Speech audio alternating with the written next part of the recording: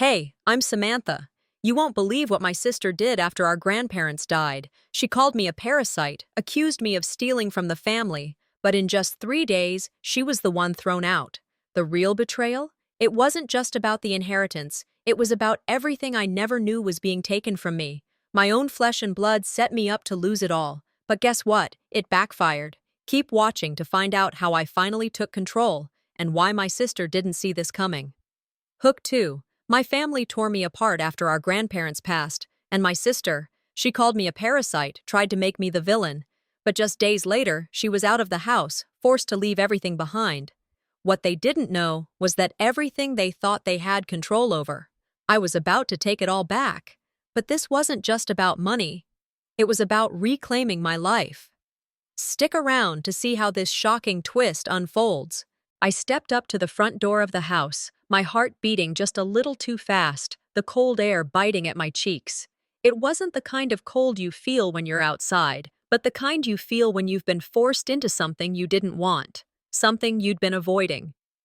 The wreath on the door was a festive mess of red and green, a stark contrast to the growing unease in my stomach. The lights on the house blinked lazily, far too bright for the weight that hung in the air. I hadn't been here in months, and even now, walking up to it felt like I was entering a battlefield that I'd long ago given up on. This place, with its walls filled with expectations, judgments, and shallow smiles, had never been home to me. I wasn't one of them. Not truly. When I opened the door, the laughter from inside hit me immediately, bright and full of life. But it didn't feel like a family's warmth. It felt like a celebration I wasn't invited to. I was already too late. The room was filled with the laughter of my older sister, Isabella, my parents, and the distant murmur of guests. They were in the middle of their world, and I was about to be reminded just how little I mattered in it. "Sam, you made it!" Isabella called out in a tone that was meant to sound warm, but came off as anything but. Her eyes briefly scanned me, that familiar, subtle judgment creeping into her gaze. She always did this. A quick up and down, evaluating whether I measured up to the standards they had set for themselves. I felt it, her disdain, her subtle disapproval. My family's way of reminding me, over and over, that I was the failure, the one who had never gotten it right. I gave a tight smile. "Hi, everyone," I said, barely audible over the noise of the room. I didn't really want to be here, but it didn't matter. I was expected, always expected, not wanted, not cherished, just tolerated. They all turned to greet me half-heartedly. My mother barely looked up from her conversation with one of the guests. She was too busy being the perfect hostess to give me a second thought. My father, as usual, acted like I wasn't even there. His eyes barely flicked in my direction, and when they did, there was something cold in them, the kind of cold that made me want to shrink and disappear. I stood there, awkwardly. My place was always at the end of the table, the spot where no one would notice me unless they had to. The spot where the conversation flowed around me, and I was left to sip my drink in silence, trying to blend into the background. "Come on, Sam, sit here," Isabella said, her voice sharper than it needed to be. The seat at the end of the table was waiting for me, as it always did. I didn't bother protesting. No point. As I sat down, the silence that followed was palpable. It was like I was invisible. Or worse, like I was a burden. They didn't know it, but I was already beginning to wonder why I kept coming back. Why I still tried to fit into a family that had never really made space for me. The dinner began, and the usual formalities played out. The table was set meticulously, the food perfectly arranged, but the warmth? It wasn't there. Not for me. Isabella laughed at some joke, her voice high and filled with delight, and my parents joined in. They always did. They were always a family. And I was just the outsider, the one who didn't quite belong. "Sam, when are you going to get your life together?" Isabella asked casually, her eyes glinting with something I couldn't place. "You know, you can't keep living off everyone else forever." Her words cut through the air like a knife. I could feel them, all of them, looking at me now. The silence that followed was deafening. I didn't respond. I didn't have the energy. What was there to say? That she was right?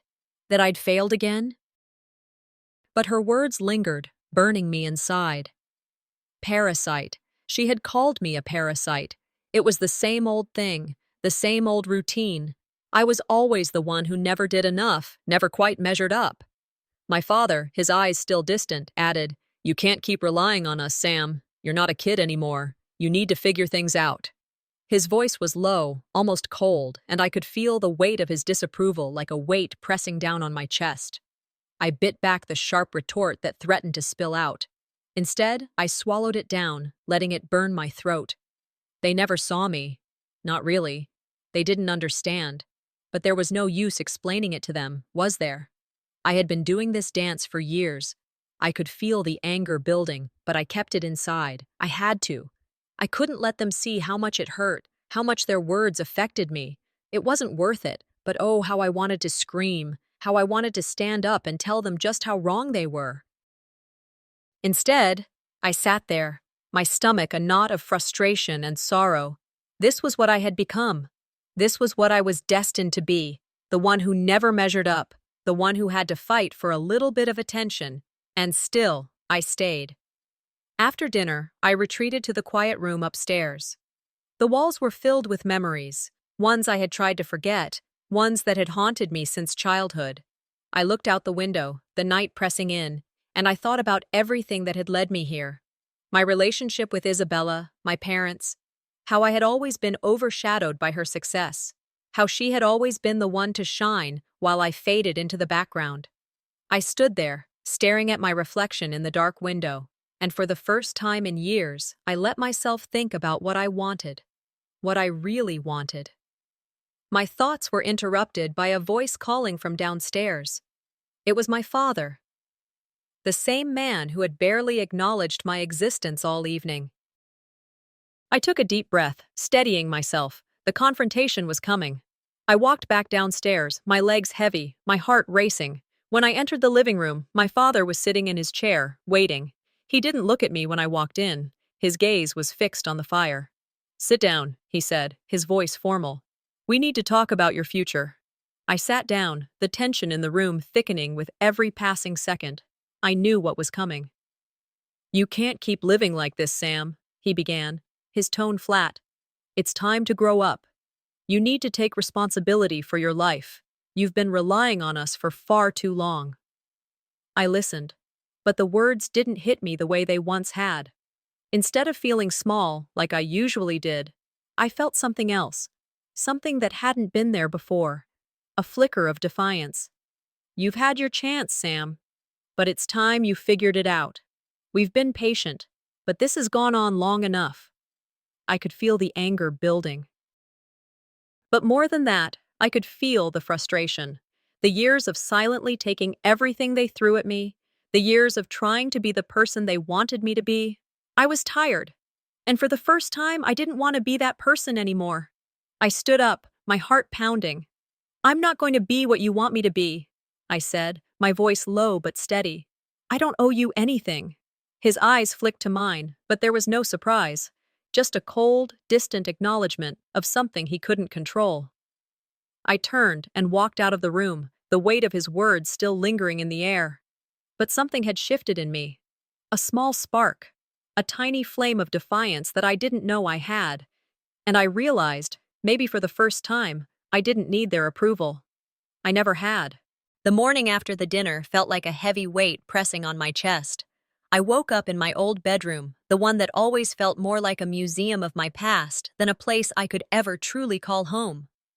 The quiet was deafening. It was almost as if the house itself was holding its breath, waiting for something to happen.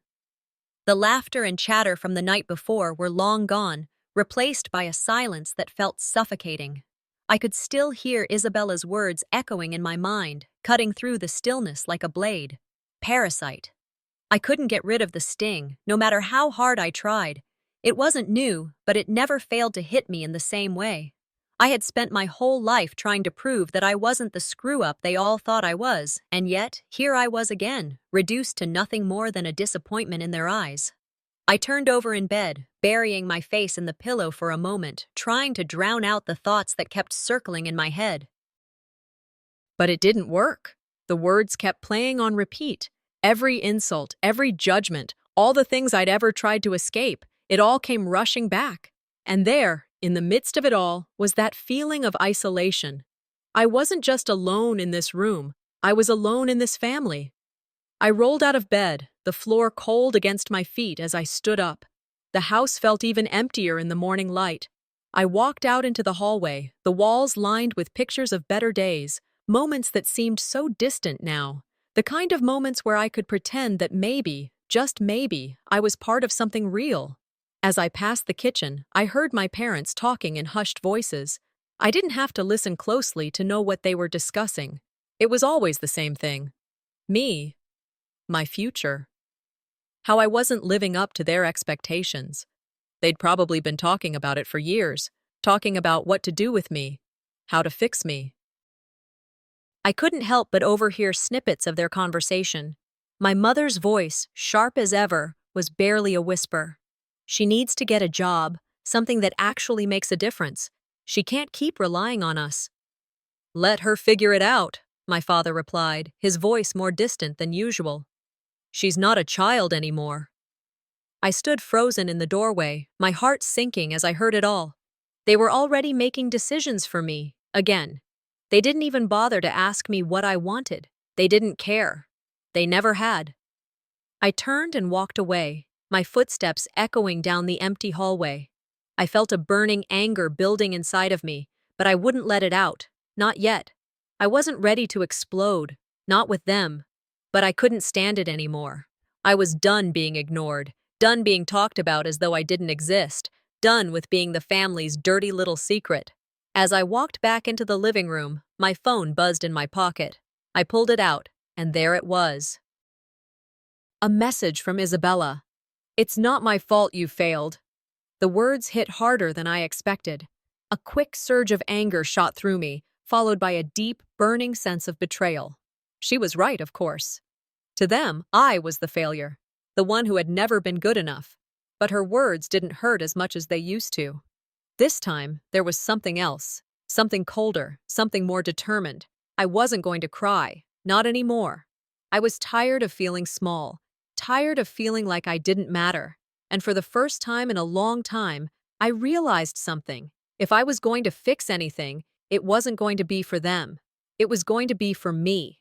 That night, I had promised myself I would confront them. I didn't know how. I didn't know what I would say. But I knew I couldn't stay silent any longer. The quiet had always been my weapon. But today, I was going to fight back. I walked back into the living room, my feet dragging slightly on the carpet, my heart thumping hard in my chest. The room was decorated for Christmas, but the decorations felt out of place, like they were mocking me. The same fake smiles, the same phony warmth. It all felt wrong. I sat down across from them, not saying a word. The tension in the air was palpable, thick with unspoken judgments. My father was sitting in his chair, his eyes fixed on the fireplace. My mother was fiddling with her phone, pretending not to notice me. For a moment, I just sat there. I could feel their eyes on me, like they were waiting for me to say something. But no, this time it was my turn. I wasn't going to play along. I wasn't going to sit here like a shadow, pretending that everything was fine. Why do you do this? I finally asked, my voice quiet but steady. Why do you always treat me like I don't matter? Like nothing I do is ever good enough? My father's eyes flicked toward me, his face hardening. What do you want us to say, Samantha? You've had every opportunity, and you've wasted them. You're not a child anymore. Then stop treating me like one, I snapped, my frustration bubbling up. Stop making decisions for me. Stop pretending like you know what's best for me. I'm not your project to fix. My mother put down her phone, looking at me like I had just grown horns. We've tried to help you, Sam. You've just refused to take it. You're the one who's been too stubborn to change. No, I said, shaking my head. You never gave me a chance. You never even tried to understand me. You've always seen me as a disappointment, and I'm tired of it. I'm done with it. The room fell silent for a moment. My father's jaw tightened, and I could see the anger building in him. But it didn't matter. I wasn't backing down. I'm done seeking your approval, I said, my voice clear and firm. And I don't need you to fix me. I'm not broken. His eyes flared with disbelief, his face reddening. He opened his mouth to speak, but I cut him off. "No, I'm done," I repeated, standing up. "I don't need this. Not from you, not from anyone. I've spent too long pretending to be something I'm not. I don't owe you anything." I turned and walked out of the room, leaving them behind, my heart pounding but my mind clearer than it had ever been. For the first time in my life, I wasn't afraid of what they thought of me. I wasn't afraid of losing their approval. I was free. The quiet of my apartment seemed more suffocating than ever. The walls felt like they were closing in on me, and I couldn't shake the feeling that I was on the edge of something big, something that would either break me or set me free. I had just spent hours staring at the same spot on the wall, the weight of the phone call still pressing heavily on my chest. My family's betrayal hit harder than I expected, especially after everything I had already endured. The realization that Isabella, of all people, had been the one to orchestrate the sale of the house made my blood boil. I had assumed that the house was mine, my inheritance, my one connection to the past, to everything I'd ever known. But now, it was slipping away from me, and so was the last ounce of respect I had for my family. I could feel the anger building inside me, but there was something else too, something new, a sense of determination, a shift in me that I hadn't expected. I wasn't going to sit back and let them strip me of everything. I had taken it for too long, and I was done. I grabbed my phone, my hands trembling slightly, but I didn't let the fear stop me. I dialed Isabella's number. The phone rang for what felt like an eternity, each ring a painful reminder of how far apart we had become. When she picked up, her voice was cold. "What do you want, Samantha?" I paused for a moment, gathering the courage to speak. "You've crossed a line, Isabella," I said, my voice shaking but steady. "Selling the house behind my back. This was supposed to be mine. You have no right." She scoffed. "Don't make this about you. You've never cared about the family. I'm doing what's best for us." "Doing what's best for you," I shot back. "This isn't about the family, Isabella. This is about you controlling everything and everyone, like you always do." There was a brief silence on the other end, and I could almost hear her scrambling for a response.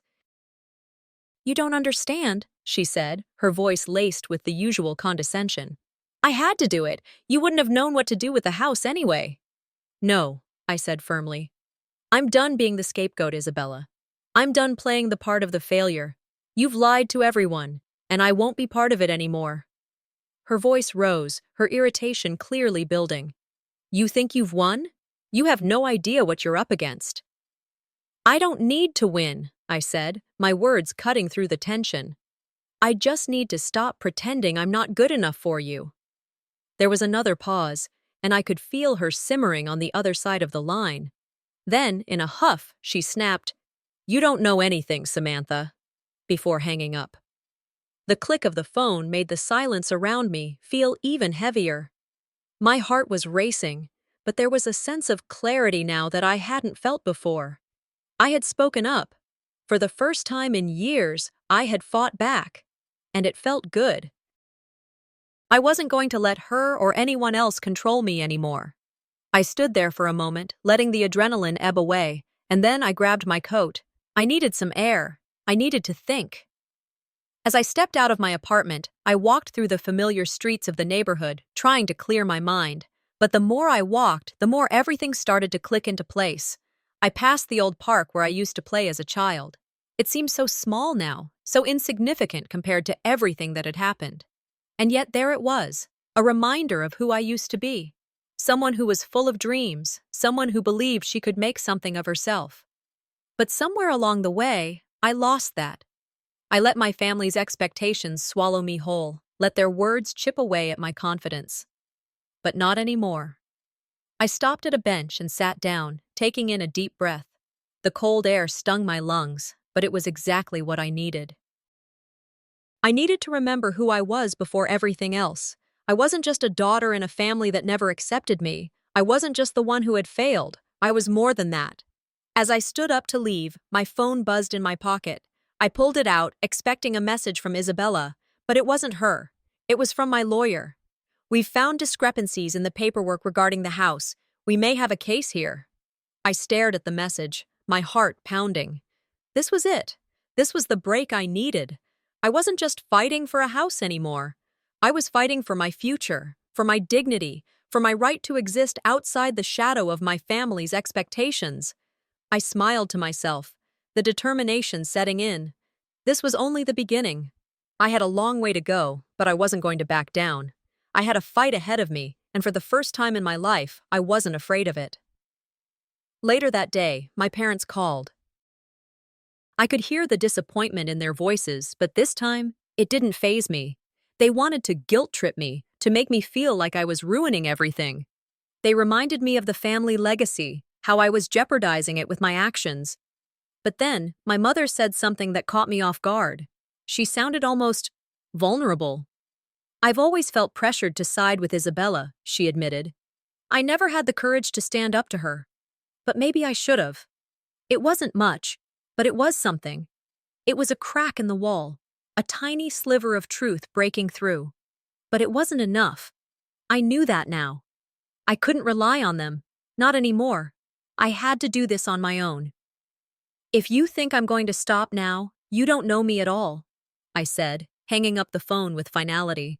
I wasn't going to let them control me. I wasn't going to let anyone control me. The next day, I met with my lawyer. We reviewed the documents, and the more I saw, the clearer it became. I was in a battle now, and I wasn't going to let anything stop me.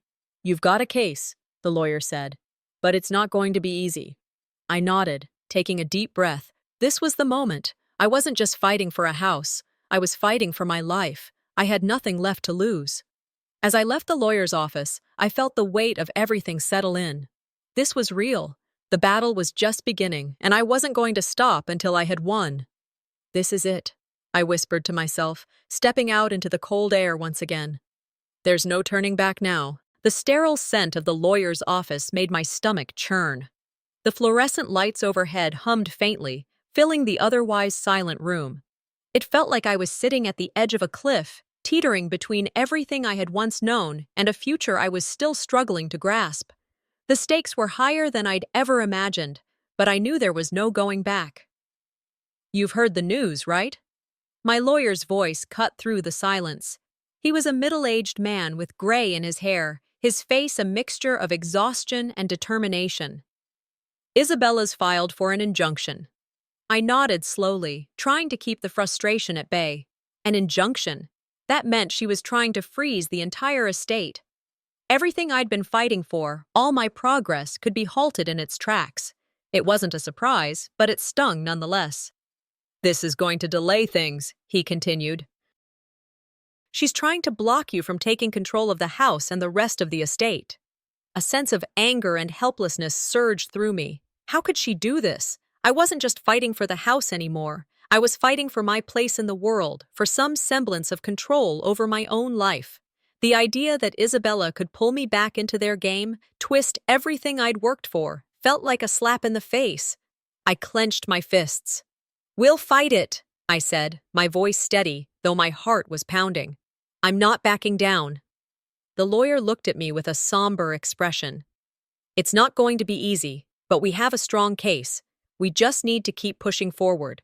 We'll make sure she doesn't get away with this." I nodded, my mind racing. I was no longer just reacting. I wasn't the victim anymore. This was my fight, and I was ready to do whatever it took. "I'll be in touch," the lawyer said, standing up to escort me out. As I walked through the door, I muttered to myself, this just got a lot harder. The dinner that night was as uncomfortable as I had imagined. The house felt colder than it had in years. Even the holiday decorations, meant to bring warmth and cheer, felt out of place. It wasn't just the weather outside that was cold. It was the coldness between my family and me. As we sat down at the table, I could feel the tension crackling in the air. Isabella, sitting across from me, shot me a quick glance, her eyes narrowed. My parents were seated at the head of the table, their faces tight, no doubt already bracing for another argument. The silverware clinked against plates as I stared down at my food, barely able to focus on the meal in front of me. "You know, Samantha," Isabella began, her voice dripping with feigned sweetness, "you really shouldn't be doing this. You're not just ruining your own life, you're ruining the family legacy." I could feel the heat rise in my chest. The family legacy? I shot back, not bothering to keep my voice level. What legacy? The one where I'm treated like a disappointment? Isabella smirked, clearly enjoying herself. You're a parasite, Samantha. You've always been. You never did anything for yourself. You've been relying on us for everything. You've done nothing but take. That was it. The words I had been hearing my whole life. But this time, something shifted. I didn't feel small. I didn't feel ashamed. I was done hiding. You think you've got everything figured out? I retorted, my voice growing louder now, more confident. You've always had the perfect life, haven't you, Isabella? The perfect family, the perfect career. But all I've ever seen is you stepping on everyone to get ahead, to be the golden child. You've done nothing but manipulate us all. Her face flushed with anger. You don't know what you're talking about, she hissed. I know more than you think, I said, standing up from the table. Oh, and I'm done being your scapegoat. You're not the hero of this story, and I'm not the villain. For a moment, there was silence. The rest of the family stared at me, unsure of what to say. My parents were watching, but they said nothing, just letting the tension hang in the air like a thick fog. Then Isabella stood up abruptly, her face bright red. You've made a terrible mistake, she spat, her voice trembling. You think you've won? You don't know what you're up against. I didn't say another word. I just turned and walked out of the room, my heart racing, but my steps steady. The truth was out now. I wasn't going to back down. Not anymore. The walk home felt like it took forever, but the cool night air did little to calm the storm swirling inside me. The words from dinner echoed in my mind, but instead of weighing me down, they lit a fire in my chest. I wasn't going to let Isabella win this fight. Not this time. As I walked through the familiar neighborhood streets, I saw the old park where I used to play as a child. It was quieter now, almost abandoned, but I stopped for a moment, sitting on the same bench I used to sit on all those years ago. I closed my eyes, letting the memories wash over me. I had spent so much of my life trying to please them, trying to fit into their perfect little box. But that wasn't who I was. I had forgotten that for so long. I wasn't just the daughter they ignored. I wasn't the one who failed. I was a person who had dreams, who had worth. My phone buzzed in my pocket, interrupting my thoughts. I pulled it out and saw the message from my lawyer. We've found discrepancies in the paperwork regarding the house. We may have a case here. My heart skipped a beat. This was it. This was the break I had been waiting for. I wasn't just fighting for a house anymore. I was fighting for my future. I stood up, feeling the weight of everything ahead of me. I was no longer a passive participant in this battle. I had my plan, and now there was no turning back. The next day, my parents called. The conversation felt like an attack right from the start. They told me that my actions were tearing the family apart, that I was ruining everything. My mother's voice shook with guilt, as if she were trying to force herself to believe that everything she had been doing was for the best. But then, something surprising happened. My mother admitted something I never expected to hear. I've always felt pressured to side with Isabella, she said quietly. I've seen the truth, but I've never had the courage to stand up to her. I've been afraid of what she would do. I almost couldn't believe what I was hearing. For the first time, my mother was acknowledging the reality of the situation. But there was still no action, no real stand. I'm sorry, but I can't be a part of this anymore, I said, my voice steady. I'm done with the lies. If you won't stand up for me, I will. My mother's silence was deafening. As I hung up the phone, I felt a mix of relief and anger. But most of all, I felt empowered. It was time to take the next step. Later that day, I met with my lawyer again. The pressure was mounting, and the battle was becoming more real with each passing hour. We've uncovered key documents that could expose Isabella's illegal dealings with the estate, he told me, his voice filled with a quiet excitement. This could shift the case in your favor. I felt a rush of determination wash over me. This was the moment. The tide was turning. I wasn't just fighting for the house anymore. I was fighting for my dignity, for my future. This ends now, I said, staring at the documents in my hand. It's time to take back everything. The room felt cold and suffocating as I sat at the lawyer's office, papers scattered across the desk, each one a piece of my future that was rapidly slipping through my fingers. The quiet hum of the air conditioner was the only sound that filled the space. As I stared down at the file in front of me, my mind racing. Tomorrow was the day when everything would be laid bare. I had prepared for this moment, or at least I thought I had. The legal battle was more intense than I had ever imagined, and the stakes were higher. I couldn't afford to let my nerves take over. Not now. Not when I was so close to finally winning, to reclaiming what was rightfully mine. My lawyer cleared his throat, pulling me from my thoughts. "Samantha," he said, his voice steady but with a hint of anticipation. "There's something you need to see." He slid a piece of paper across the desk, the weight of it hanging heavy in the air. It was a document, something I hadn't seen before. As I read the words on the page, my breath caught in my throat. It was a will that had been hidden, a will that named me as the primary beneficiary of the estate, not Isabella. "This changes everything," I whispered to myself, my hands trembling slightly as I held the paper. The will was old, but it was legal. The truth was there, written in black and white. The inheritance I had been fighting for was mine. Isabella had been hiding it all along. My heart raced, but there was a knot in my stomach. I could already feel Isabella's wrath. She wasn't going to let this go without a fight. But this was it. This was the moment I had been waiting for. The legal battle was no longer about me being the underdog. It was about taking back what was rightfully mine. "This is it," I said, my voice low and steady. "This is what I've been waiting for." The day before the court hearing, the family gathered for dinner. The familiar warmth of the house seemed to have vanished, replaced with the coldness of tension that could be sliced with a knife. Some relatives barely met my gaze, while others sat in silence, avoiding any kind of confrontation. Isabella, on the other hand, wasted no time. She leaned forward, eyes glaring at me as she cut through the silence. "You've crossed the line, Samantha," she spat. "You're destroying the family legacy. You're dishonoring our grandparents. You think this is some game, but it's not. What you're doing is selfish. You're taking everything away from us." I could feel the heat rise in my chest, but I stayed calm.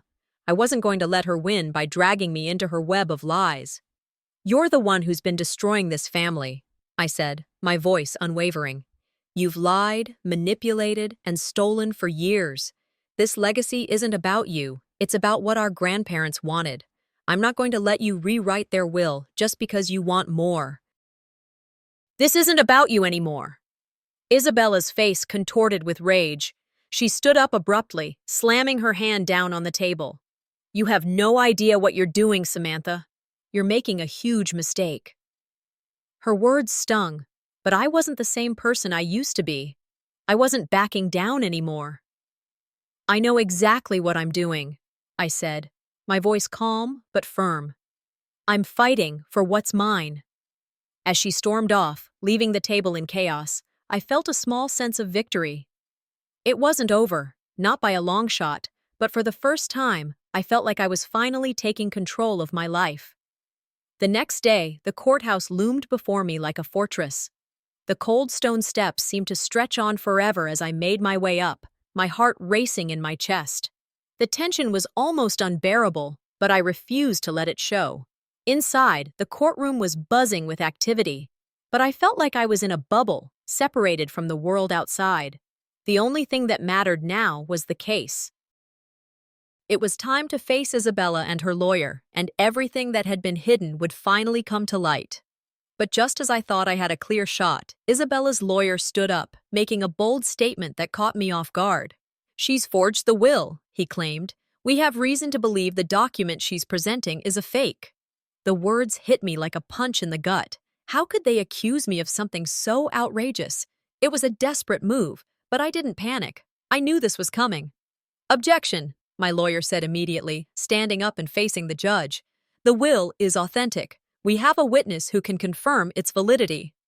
The room fell silent as the family's attorney took the stand, confirming that the will was indeed genuine. The atmosphere in the courtroom shifted, the weight of the moment settling over everyone like a heavy fog. Isabella's lawyer faltered, his arguments crumbling under the truth. I felt a rush of adrenaline, but I remained composed. I wasn't the same person I was when this all started. I wasn't just reacting anymore, I was fighting. And now, I was winning. The truth always comes out, I thought to myself, glancing over at Isabella. For the first time, I saw fear in her eyes. The courtroom had reached its peak. The final piece of the puzzle was about to fall into place. My lawyer called the witness, a family friend who had been there when our grandparents signed the will.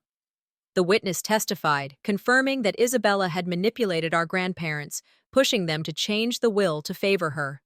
As the words hung in the air, I watched Isabella's face drain of color. She was finally being exposed for what she was, a liar, a manipulator, a fraud. The satisfaction was bittersweet. This wasn't a victory I wanted, it was one I needed. But in that moment, I knew I had won. I had exposed the truth.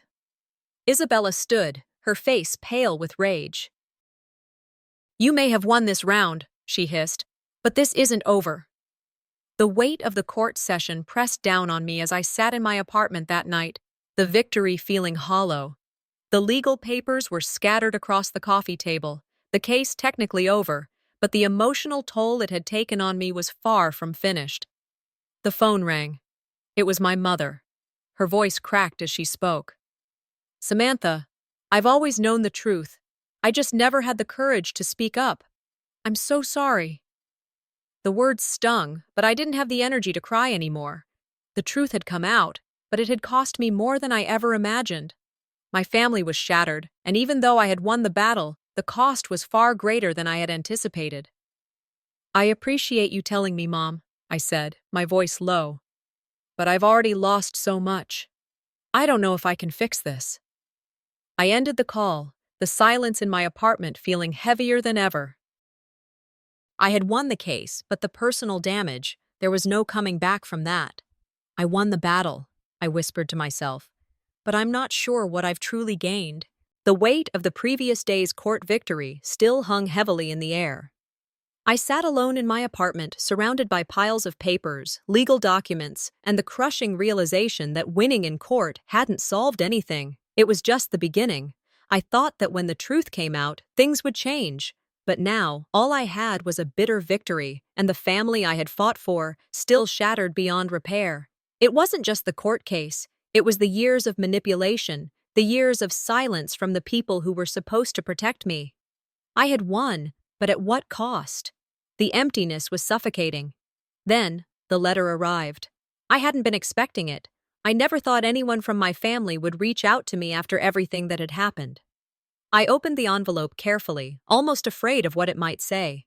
The letter was from a cousin, someone who had never been close to me, but who had seen the dark undercurrents of our family for years. The words on the page were like a punch to the gut. My parents had known about Isabella's cruelty, about the way she had treated me over the years, and they'd done nothing. They had allowed it. They had turned a blind eye. I should have known, I thought bitterly. How many times had I wished for their support, only to find myself alone in the fight? But I never imagined they'd abandon me too. The betrayal from my parents was a deeper wound than anything Isabella had done.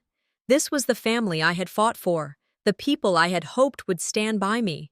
Instead, they had been complicit. The anger I had been holding on to for years, all the frustration and pain, now felt sharper. I couldn't stay in this toxic cycle anymore. I couldn't rely on them any longer. It was time for me to take control, once and for all. The next morning, I made my decision. I walked into the lawyer's office with a newfound sense of purpose. I wasn't just fighting for a house anymore. I wasn't even fighting for the inheritance. I was fighting for my freedom, my dignity, and my right to exist without constantly being torn down. "I want to take control of the estate," I said, my voice firm but tinged with a resolve that had only just come to me. "I'm done being passive. I need to act now." The lawyer looked at me, nodding. "You've earned the right to make decisions, Samantha. The estate is yours to control." The idea of evicting Isabella, of taking back the house that had always been the battleground of our family, filled me with a strange sense of power. I could do this. But there was still a part of me that hesitated. Was this revenge? Or was it justice? The moral dilemma weighed heavily on me. I had spent my life trying to be the peacemaker, the one who kept everyone happy. Now, I had to choose between peace and the truth. The truth, it seemed, would come at a steep price. I can do this, I whispered to myself, clutching the papers tightly. It's the only way I'll ever have peace. I arrived at the house that evening, my heart pounding in my chest. I had never imagined that this day would come, that I would be the one to deliver the final blow to our fractured family. Isabella was there, of course, her face immediately hardening when she saw me. "What do you want?" she sneered, her eyes cold with disdain. I stepped forward, the legal documents in my hand. "I'm here to inform you that the house is no longer yours. You have 3 days to leave. The estate is under my control now." She laughed. It wasn't a laugh of amusement. It was a laugh of disbelief, a laugh of someone who couldn't imagine anyone standing up to her. "You think you can just kick me out? You think I'll let you take everything?" she mocked, folding her arms across her chest. I didn't flinch. I didn't let her words affect me. "I'm not asking. I'm telling you. You have 3 days." Her eyes flickered with anger, but she didn't say anything. Her silence spoke volumes. For the first time, I could see the fear beneath the bravado. She knew she had lost. The game was over. "You've been playing games, Isabella," I said, my voice low and cold. "But I'm done playing." Returning to my apartment that night felt strange. The decision I had made still lingered in the air around me. I felt like I had crossed a line that couldn't be undone. There was a deep sense of satisfaction in taking control, but there was also the weight of what that meant for my family, for me. The phone rang the next morning. It was my mother. I hesitated before answering, knowing this conversation wouldn't be easy. "Why, Samantha?" she asked, her voice shaky. "Why did you do this? You've fractured the family. You've gone too far." I let her words wash over me, but I stood firm. I did what I had to do. I'm not going to let anyone manipulate me anymore. I've spent my whole life trying to fix this family. But I can't keep pretending everything is fine when it's not. I won't be silent anymore. There was silence on the other end of the line. "You've made your choice," she whispered. "And you've made it without us." I closed my eyes, trying to hold back the tears. "I have to protect myself, Mom. I can't let you, or Isabella, continue to control me." The call ended, and I was left with the quiet echo of my mother's disappointment, but I knew that I had made the right choice. It hurt, but I couldn't go back. The days passed, and with them came the realization that my life was changing. I was packing up my things, preparing to leave the past behind. It was time to move on. Then, just as I was closing one chapter, a call came from a business associate I hadn't heard from in months. An opportunity had arisen, one that would take me far away from everything. It was a chance to start fresh, to finally leave behind the mess my family had made of my life. I was hesitant, unsure of what it would mean, but as I thought about it more, the more I realized it was what I needed. It was time to leave everything behind and rebuild my life. Maybe this is the fresh start I've been waiting for, I thought, staring at the phone in my hand. For the first time in a long while, I felt a spark of hope. I stood on the balcony of my apartment, the city lights twinkling in the distance like 1,000 stars scattered across a vast sky. The evening air was cool, but it did nothing to ease the heat of the storm brewing inside me. My body was tired, my mind exhausted, but I knew the time had come. There was no more running, no more hiding from the inevitable. Everything I had fought for, everything I had endured, had led me to this moment. The battle wasn't just about the house anymore, or the inheritance. It was about reclaiming what was rightfully mine, my dignity, my self-worth, and my place in this world. But I was also terrified. Terrified of losing the one thing I had left, my family. Could I walk away from them completely? Was I strong enough to face the truth of what they had done to me and to them? A ping from my phone broke my reverie. and I looked down to see a message from Isabella. My heart sank. Return the property, Samantha. Leave us alone, and I'll keep everything we've done in the past a secret. If you think you can take everything from us, you're wrong. The words hit like a slap to the face. The family's betrayal, the lies, the manipulations, it all boiled down to this. She was playing the same game, threatening to expose every ugly secret, as if that would somehow make me bow down to her. But this time, it didn't scare me, it only made me more certain. I can't back down now, I muttered under my breath, gripping the phone tightly. I'll fight until the very end. The next day, I drove to the family house. I knew what was waiting for me inside. Isabella, her loyal supporters, and the looming confrontation that would define everything. I had no intention of backing down. When I walked in, the air felt thick with tension. Isabella was already there, flanked by a few family members who eyed me warily. They were waiting for me to make my move, like I was some kind of intruder. I didn't flinch. She didn't waste any time. So, the thief shows up, Isabella said, her voice dripping with venom. You've come to take what doesn't belong to you, to ruin everything we've worked for.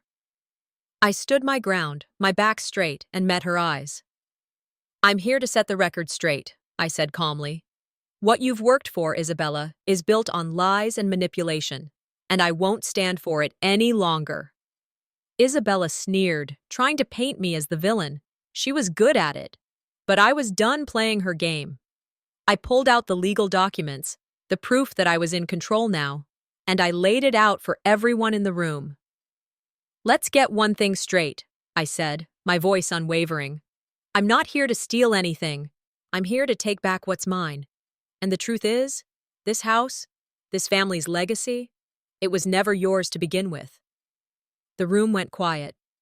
Isabella opened her mouth to retort, but I cut her off. The truth is out now. And you can't hide behind your lies anymore. I watched her face fall. It was a small victory, but a victory nonetheless. You've been playing a game with me for too long, Isabella, I said, my voice steady. But this time, I'm the one in control. The silence in the room was deafening. Some family members exchanged uncertain glances, but others remained staunchly behind Isabella. My mother, as always, was the first to speak up. You've ruined everything, Samantha, she said, her voice shaking with anger. This isn't just about the house, it's about the family. You're tearing us apart. But my father, to my surprise, remained silent. His eyes were fixed on the floor, avoiding my gaze. I felt a lump form in my throat, but I refused to let it show. You don't get to lecture me about family anymore, Mom, I said, my voice sharp. For years, I've tried to be the good daughter, the one who kept everything together, but I won't apologize for standing up for myself. Not anymore. I turned away from her, feeling my chest tighten. Then something happened. My father, who had been silent until now, stood up and walked toward me. He handed me a document. I stared at him in disbelief. It was a legal document, a will, one that I had never seen before. This is yours, he said quietly. It always was. I should have told you sooner. My father had been hiding it all these years, and now here it was, proof that I had been entitled to a larger share of the inheritance all along. The betrayal hit me harder than anything else. My father had been complicit in the lies. He had let Isabella manipulate us all, and now I was left to pick up the pieces. This is mine, and it always has been, I said, holding the document up for everyone to see. And I'm done letting you take it away from me. Isabella was furious. Her face turned red with rage, her hands trembling as she fought to regain control of the situation. She wasn't done, though. She tried to turn the family against me one last time, throwing everything she had at me. You can't win this, Samantha, she spat. You don't belong here. You'll never be part of this family again. You're nothing but a failure. But I had anticipated her moves. With one swift motion, I pulled out my phone and played the hidden recordings of our conversations, the ones where Isabella had admitted to everything. I let the evidence speak for itself, and I watched her crumble. You've underestimated me for too long, Isabella, I said, my voice calm but firm. And now, it's over. The tension in the room was palpable. Isabella's face was pale now, her body shaking as she tried to regain her composure. The rest of the family stood frozen, unsure of what to do next. But I was done waiting for them to decide. The truth was out, and I wasn't going to back down. I had fought for too long to let it all slip away. And in that moment, I realized something that had been there all along. The fight wasn't just about the house, or the inheritance, or even the family legacy. It was about me. It was about reclaiming my power. This was my last stand. I've made my choice, I thought to myself. And there's no going back now. I stood by the window of my apartment, watching the night settle over the city. The lights below seemed so far away, just like the life I once knew. The life that now felt like a distant dream. My hands gripped the ledge of the windowsill as I stared into the darkness, feeling the weight of what was coming. The final confrontation with Isabella was inevitable. This was the moment I'd been preparing for, whether I was ready or not. I could hear my heart thumping in my chest, each beat reminding me that everything I'd fought for had led to this point. The anger, the betrayal, the years of silence, it was all about to come to an end. But with that end came a sense of fear of losing everything, fear of the truth being too much to handle. Could I really walk away from the remnants of my family, even if it meant finally standing tall? As I stood there, my phone buzzed in my pocket. I hesitated for a moment before pulling it out. It was a message from Isabella. "You'll regret this, Samantha. I will expose everything. You think you've won? I'll destroy you before you even get a chance to take it all."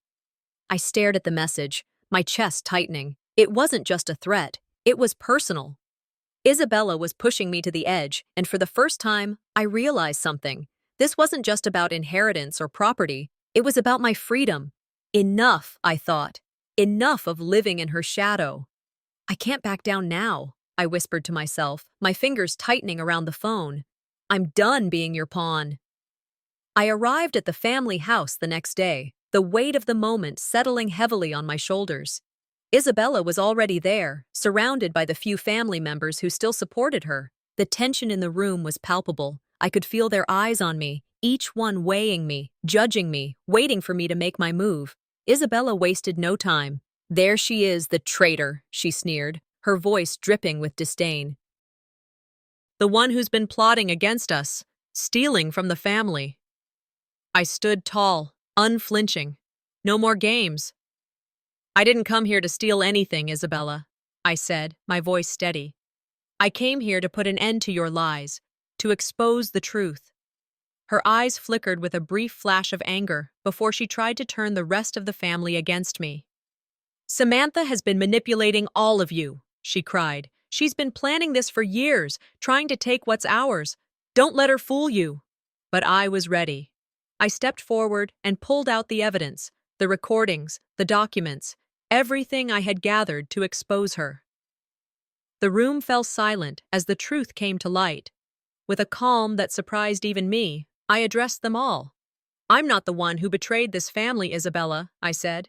"That's all you. And I'm done letting you get away with it." The room was divided. Some of the family members looked stunned. Others still clung to Isabella, defending her with anger in their eyes. But it was my father, my silent father, who made the next move. He reached into his coat pocket and pulled out a folded document. He handed it to me without a word. I took it, my heart racing.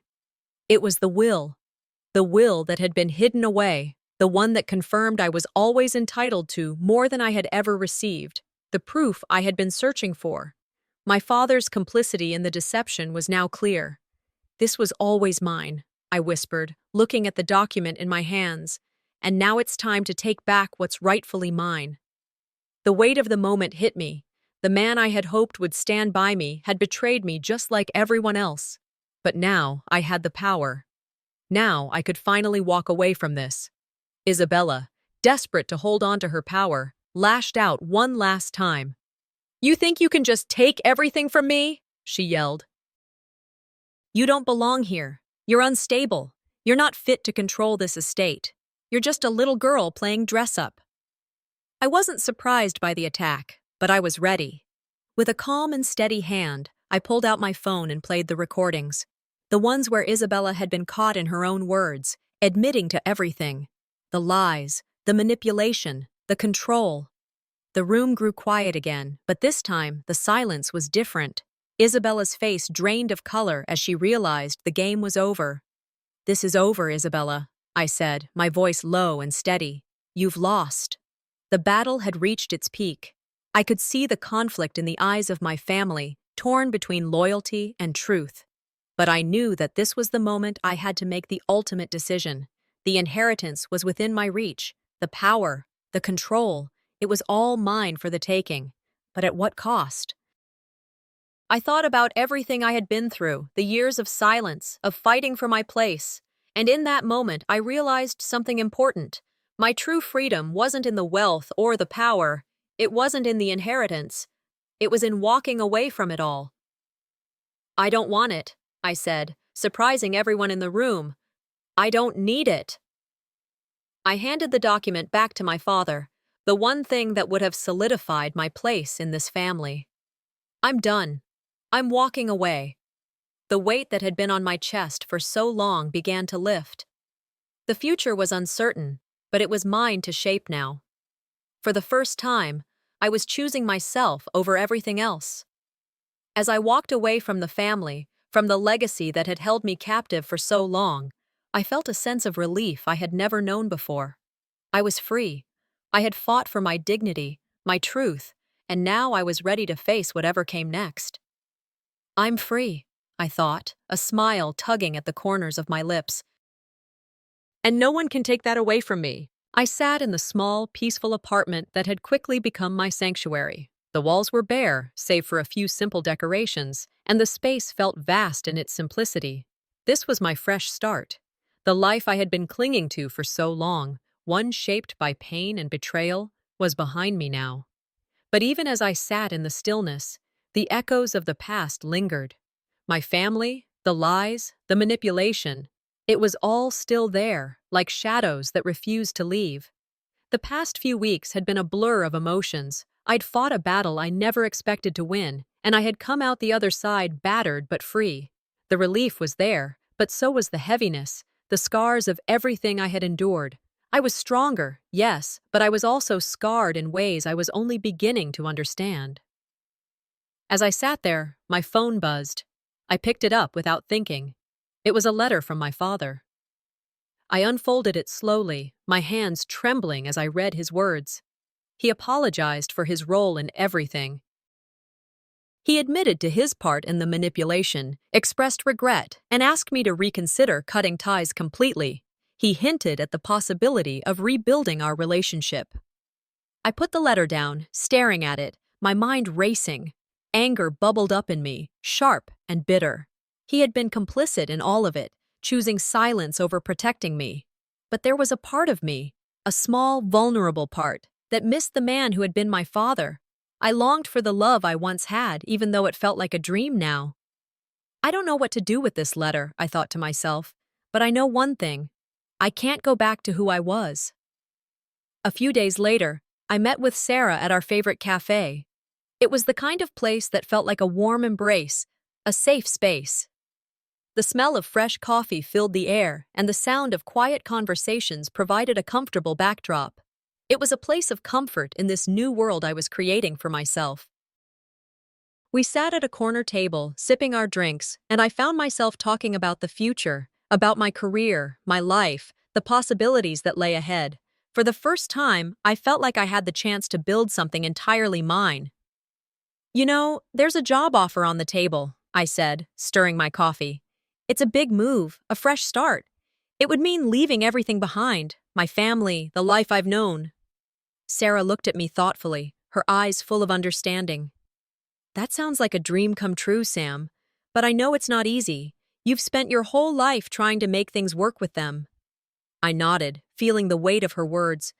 "But what if I'm not ready? What if leaving them means I'm just running away from everything?" "You're not running away," she said gently. "You're choosing yourself for once. You deserve this." I took a deep breath, feeling the uncertainty swirling inside me. The job was an opportunity I couldn't ignore, but the cost of leaving my family, leaving them behind completely, was a hard pill to swallow. I'm scared, I whispered, but that's exactly why I need to do this. The decision weighed on me as the days passed. I walked through the city park, the crunch of leaves beneath my feet a comforting sound. It was a quiet day, and the park was peaceful, offering me the solitude I needed to think. I pulled out my phone to check a message when it rang. It was my brother. I hadn't heard from him in weeks. "Hey, Sam." His voice was quieter than usual. I wanted to apologize for everything, for not being there. I'm going to therapy, trying to work through my own stuff. I know I hurt you. I stopped walking, the phone pressed to my ear as I listened. I didn't know how to respond. Part of me appreciated the gesture, but another part of me, the part that had spent years feeling abandoned, wasn't sure if I was ready to forgive him. "I don't know if I'm ready to forgive you, Matt," I said slowly. "But I'm getting there. I'm healing, and that's something I have to do for myself." It wasn't the closure I had imagined, but it was a step forward. It was a reminder that healing wasn't about perfect reconciliation. It was about peace, peace within myself, even if that meant taking things one day at a time. Forgiveness doesn't mean forgetting, I thought to myself as I walked along the park path. It means finding peace within yourself.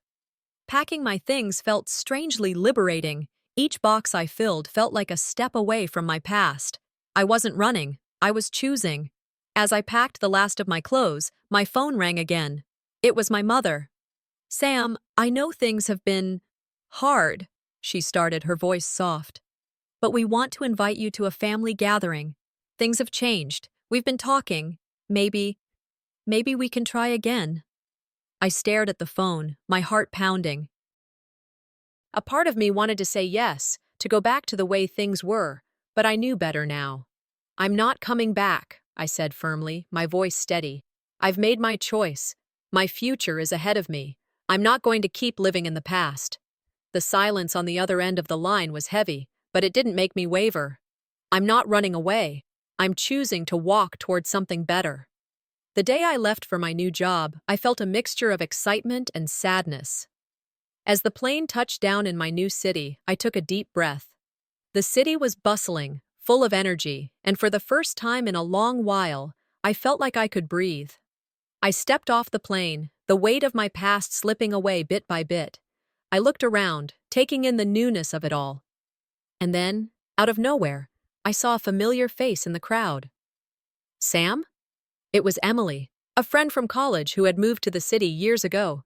We embraced, laughing in disbelief at the coincidence. As we caught up over coffee, I realized something important. Family shapes us, yes, but so do the people we choose to surround ourselves with. The connections we nurture, the ones built on trust and mutual respect, those were the relationships that would define my future. As I stepped out into the city, I felt something shift inside me. I had come this far, and now I would create the future I deserved. "I've come this far," I whispered to myself as I looked at the skyline. "Now, I'll create the future I deserve."